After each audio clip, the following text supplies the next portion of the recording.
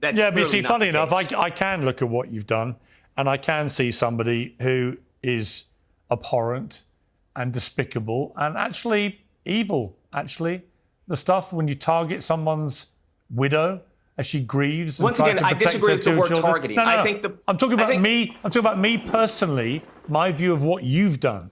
I don't care about your motivation in terms of other people's inappropriate memes, many of which I may well agree with you about. But that doesn't mean that I then go and do it myself or worse, because that makes me I understand. I think even more inhuman and abhorrent, and by your definition, I disagree. I think there's evil. a point. I know you I think disagree. there's a point I'm just in telling time you. I'm just when telling it comes you. to Republicans, when it comes to conservatives, I know. Hang that on. they have to see. I've let you have your say. After spending so many years watching these panels play out, watching voices collide, narratives twist, and conversations derail, I've learned that these early tremors matter. They're not noise, they're foreshadowing. Because what unfolds here isn't just disagreement. It isn't a simple clash of viewpoints. It's something deeper, an inversion, a turning of the wheel. Lucas doesn't approach Charlie Kirk or Piers Morgan with ordinary criticism. He doesn't pasture or provoke for the sake of confrontation. Instead, he uses a method they're deeply familiar with, the very tone, pace, and uncompromising logic that conservative commentators have wielded for years.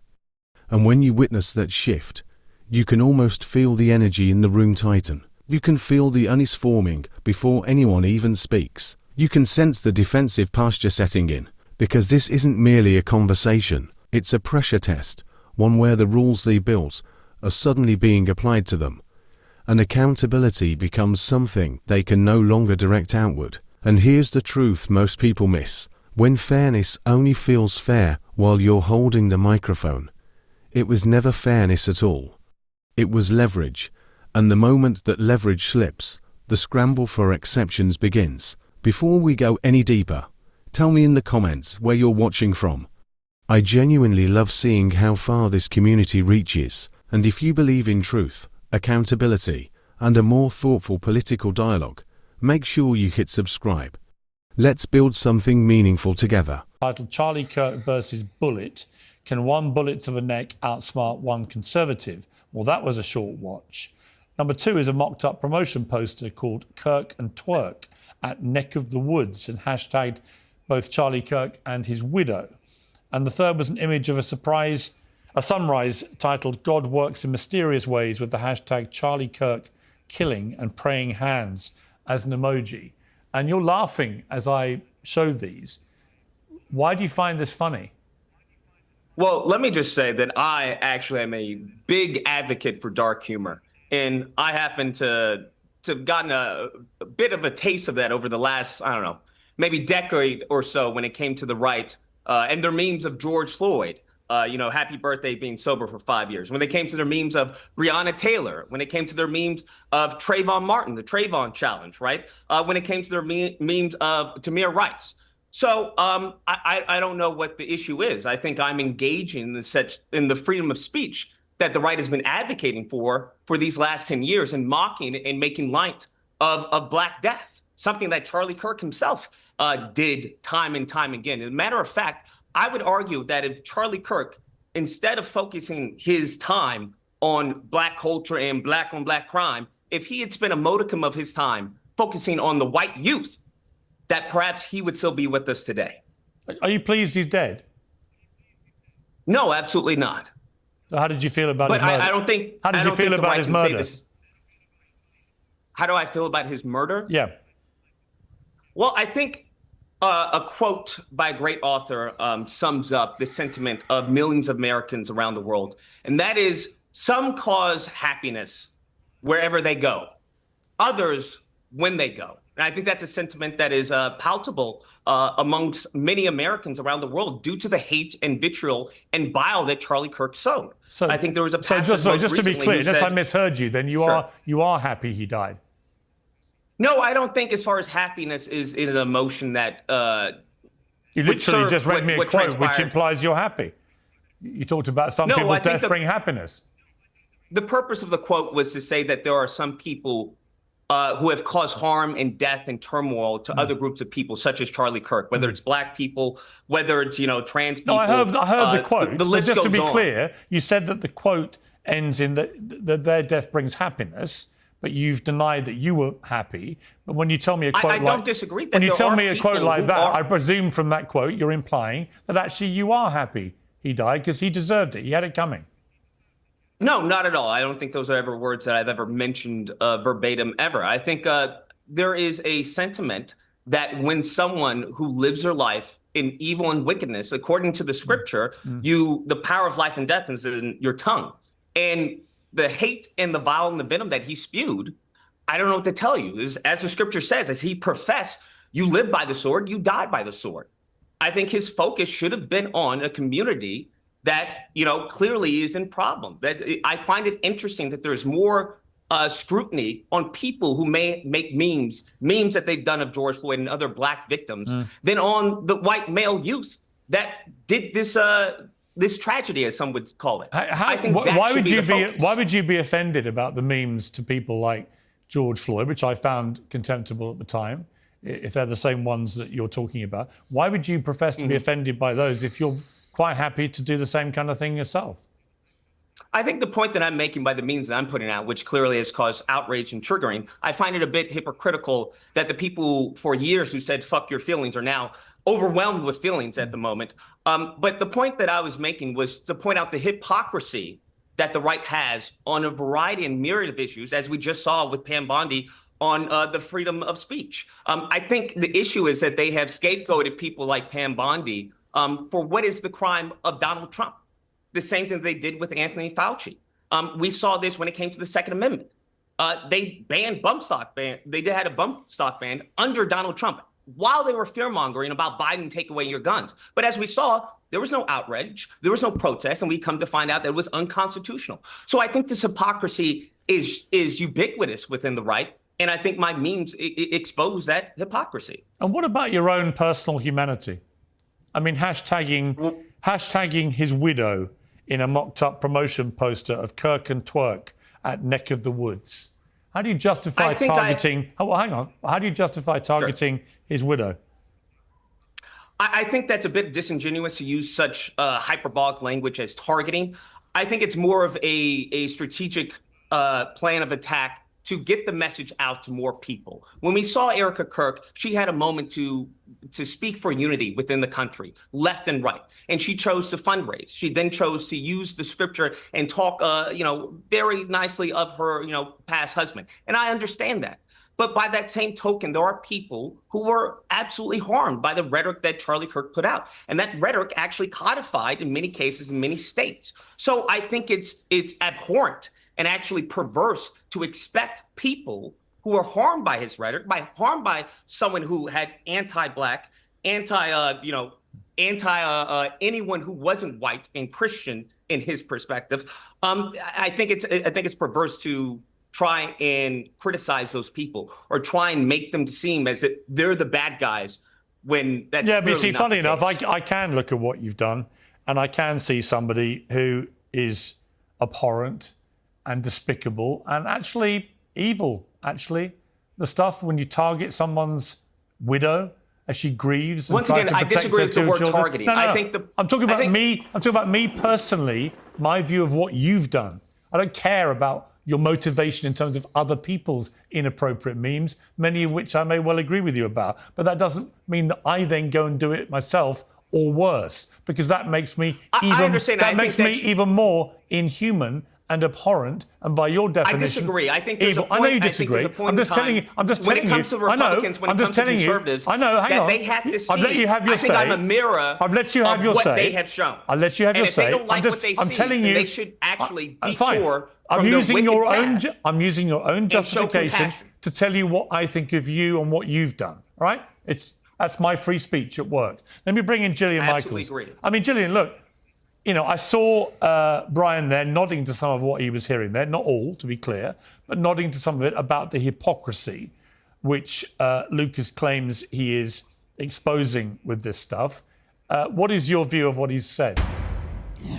I find this exceptionally sad because Lucas, you talk about how hurt you were and how offended you were by such despicable things, and then you became the thing that you found the most repulsive, which is alarming and, as I mentioned, deeply saddening. I would be more than happy to litigate some of Charlie's positions for you. I abjectly. I don't think I mean, need on any its litigation face- from a woman who tried to downplay slavery, who tried to all lives matter slavery Do you after wanna she discuss purchased that? a black child. That's what I would Purchased argue. a black child. I don't think you need to as far as Would you litigate like anything. to discuss it? Okay. Because the reality of the situation is that what I gave you, whether you like it or not, is a fact from the 1860 census. And It the point is not literally to is not a fact. downplay slavery. It is actually a bastardization of actual history. You're what you wrong. cited And we can was discuss- inaccurate. You can actually look it up. I don't know if you did. I I actually doubt you did do your look due it up. diligence. You clearly did not, Would you because like to in that discuss study it? that you're citing, in the study that I'm discussing it right now, in the study that you're citing, it takes into account not only the slaves, it takes into account the northern states and the southern states. So to try and implement or to say this all lives matter when it comes to slavery, which is abhorrent and in extreme contradiction to American history, especially in this country as chattel slavery as Black Americans, is abhorrent and perverse, Well- especially you, who is the mother Especially me. of a Black child, who she purchased. Right. Other Is people my adopt. turn to talk? You purchased. Is it? By all means. How did I? Okay, well, I'm not quite sure what you mean by purchase. She's adopted, and it is illegal Did you to pay? purchase a child. Did you pay to get that child? No, I paid the adoption agency. It was fees to do my absolutely free. hope study. It was absolutely okay. I So paid then the there was a adoption process of agency payment. like you So then there pay was a to process adopt a of payment. child. I To believe an that other American people adopt. You adoption purchased. agency. Okay, you're wrong, and that's defamation. I'm literally And it's right an as you're absolute saying lie, that you and paid it's- to an adoption you're agency. literally wrong, and it's this I'm kind literally of hateful, correct. You know what you are? You know what you are, I Lucas? think what's hateful is you downplaying Hang on, let me slavery. jump in That's here. what I think is Let me hateful. jump in I here, didn't actually Lucas. downplay Let me jump in slavery. here, Lucas. That's it seems to literally me what you did. Seems to me, Lucas, you've decided to be just as offensive as you want to be. You're now attacking people who adopt children, which is one of the most selfless things that any human being could do, actually. This is literally what But the you- right did to Dave Rubin, is it not? Fine. But what you're doing is just trying to be as offensive as possible whilst masquerading under this umbrella of, well, everybody else is offensive, so that's why I'm doing it, to expose Not all at the all, and I think hypocrisy. if that's But what I'm Gillian giving is off, I right. apologize Gillian is sincerely. right. What that I'm actually merely trying to you do have descended. is create you a have, better the world. way you've What just I'm gone trying to after do is to Gillian. unify You know what, people. Lucas? The Stop only way we talking. can unify people Stop is for talking. people to understand the Stop harms that they've talking. done. You have targeted Gillian for adopting a child. That is despicable. Let me bring in Riley I Gaines. targeted Jillian for adopting a Black child after she downplayed slavery, which Right. I think is contradictory. You Actually, attacked her for adopted adopting a her. child. I mean, let's not 14 years misconstrue ago. my words that I'm So- saying. Oh, I heard your words. Let me Yeah, bring in. I Let me did bring too, in. Lucas. Let me bring in Riley. You're Riley. misinterpreting Let me that. bring in Riley Gaines here. Sure, buddy. Riley, you've been waiting patiently. There's something you start to understand when you've observed political discourse long enough. And I mean really observed it. Not as entertainment, not as background noise, but as a living ecosystem of reactions, insecurities, strategies, and moral performances. When you slow down and watch closely, the pauses, the facial shifts, the sudden defensiveness, patterns emerge that most people never notice. And once you do notice them, you can't go back. You start to see the same choreography playing out across different panels, networks, and moments in time. One of the clearest patterns is this: people rarely push back because a tactic violates some shared code of ethics. They rarely object because the approach is universally offensive. They don't suddenly defend dignity because the tactic itself is inherently flawed. Instead, something far simpler is at work: proximity. The tactic only becomes outrageous when it edges close enough to touch them. When the tone they once tolerated lands in their direction. When the bluntness they applauded is suddenly pointed at someone they align with. When the rhetorical fire they dismissed as debate is now aimed at their side of the table. And that's precisely why this moment stands out. This panel didn't ignite because someone introduced a shocking new strategy. They didn't explode because an unfamiliar style entered the conversation. They reacted because a familiar tactic, one they've seen countless times, finally reflected back. It wasn't novelty, it was recognition. What we just witnessed is the political equivalent of holding up a mirror and watching people recoil. not because the reflection is distorted, but because it's accurate, because they recognize themselves in it. And that's the part many commentators avoid acknowledging. Discomfort is often the clearest sign that a point has struck somewhere meaningful. The eruption we saw wasn't about morality. It wasn't about decency. It wasn't about the ethical quality of a tactic. It was triggered by the sudden loss of distance, the realization that a style of commentary, once used comfortably against others, had finally landed close enough to create personal discomfort. And once that happens, the reactions become immediate, emotional, and unmistakable. What unfolded on that panel wasn't chaos for the sake of chaos. It was the predictable, almost inevitable, outcome of a dynamic that has been building for years. If you normalize sharpness, someone will eventually sharpen it back towards you. If you embrace a style, you open the door for that style to be used universally. And if you build your arguments on tone other than substance, tone becomes the only thing left to defend when the substance is solid. That's why this exchange feels so revealing. It exposes a deeper truth about political dialogue, a truth that rarely gets said out loud. People are not reacting to tactics. They're reacting to the loss of insulation. They're reacting to equality of treatment. And the moment equality of treatment is introduced, everything changes. What Lucas did wasn't impulsive. It wasn't recklessness. It wasn't improvised. And it certainly wasn't random. It was intentional. It was deliberate. It was a mirror. And mirrors make people uncomfortable when they don't like the reflection staring back. For years, certain rhetoric has been normalized. Certain jokes have been brushed off. Certain comments about tragedy, loss, identity, and suffering have been excused with phrases like it's just humor, or people are too sensitive, or that's simply free speech. And those same lines, those same shields, were used to justify making light of the pain that never touched the people repeating them. Suddenly, the moment someone uses that tone back, everything shifts. The temperature in the room drops. The moral vocabulary expands. The pleas for civility reappear. And empathy, which was nowhere to be found when marginalized communities were on the receiving end, becomes urgent, immediate, essential. That shift is telling, because it reveals something uncomfortable but absolutely true. The issue was never the tactic. The issue was permission. The issue was hierarchy. Who gets to speak without consequence, and who is told to toughen up. And that's why this moment is so revealing. Not one person on that panel engaged with the substance of what was said. Not one person addressed the underlying points. Not one person paused and said, "Is there truth in this criticism?" Not one person wrestled with the historical contradictions being pointed out. Instead, they move straight to tone, the final refuge of someone who recognizes that the factual terrain is not in their favor. Tone becomes the focus when the argument cannot be won on content. Tone becomes the battlefield when the evidence is inconvenient. Tone becomes the weapon when accountability feels too close for comfort. And if the panel's moral outrage were genuine, if their concern about discourse and decency truly came from a principled place, then that concern would have been present years ago, during the countless moments when real suffering was turned into punchlines, headlines, and memes. If the line existed then, it would have been upheld then. If the standard mattered, it would have been universal, not conditional. But that's not what happened. And that tells you everything. Moments like this matter because they peel back the polished language and expose the deeper reality. Empathy cannot depend on who the victim is.